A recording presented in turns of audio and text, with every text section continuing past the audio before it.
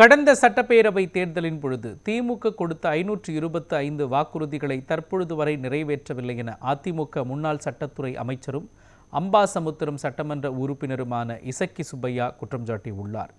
நெல்லை மாவட்டம் விக்கிரமசிங்கபுரத்தில் முன்னாள் முதலமைச்சர் ஜெயலலிதா பிறந்தநாள் விழாவையொட்டி பொதுக்கூட்டம் நடைபெற்றது. இதில் அதிமுக முன்னாள் சட்டத்துறை அமைச்சரும் அம்பாசமுத்திரம் சட்டமன்ற உறுப்பினருமான இசக்கி சுப்பையா கலந்து கொண்டு உரையாற்றினார்.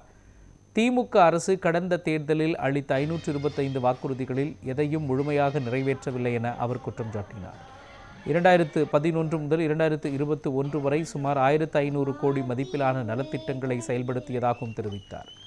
மணிமுத்தாறு அணைப்பகுதி பூங்கா சீரமைப்பு அறிவிப்பாகவே உள்ளதாகவும் தாமிரபரணி ஆற்றை பாதுகாக்க உயர் நீதிமன்றத்தை அணுக உள்ளதாகவும் கூறினார்.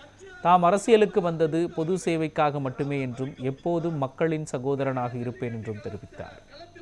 இந்த கரை பாதுகாப்பாகவும் வேகமாகவும் கட்சி ஆரம்பிச்சதுக்கு அப்புறம் திமுக ஸ்டாலின் வந்த விடியல் தந்தாராமா, விடியல் தந்தாரா? தரல.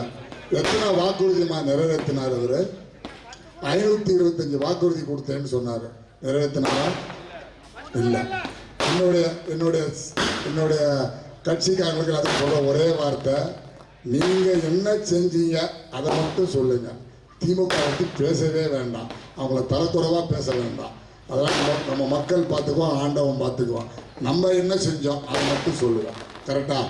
நான் என்ன செஞ்சேன், எனக்கு மேடை என்ன போட்டு கேட்குறாங்க.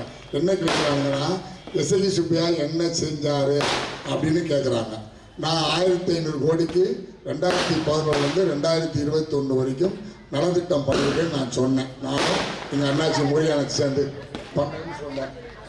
இப்போ உடனே என்ன சொல்கிறாங்க, நீங்கள் வந்து அதில் கமிஷன் வாங்கிட்டேன்னு சொல்கிறாங்க. என்ன முதல்ல என்ன சொன்னாங்க, நான் ஒன்றுமே செய்யலைன்னு சொன்னாங்க. இப்போ நான் 1500 கோடிக்கு செஞ்ச உடனே நான் அது கமிஷன் வாங்கிட்டேன்னு சொல்கிறாங்க. நான் கமிஷன் வாங்குவேனா? அந்த கோயில் சிவஞ்சப்பர் கோயில் மேலே சத்தியமாக நான் வாங்க மாட்டேன். அந்த மசூதி மேலே சத்தியமாக நான் வாங்க மாட்டேன். அது ஏன் பழக்கம். அதாவது இப்போ அவங்களுக்கு பேச முடியல, செஞ்சுட்டேன்னு சொன்னதுனால கமிஷன் வாங்கிட்டேன்னு சொல்கிறாங்க.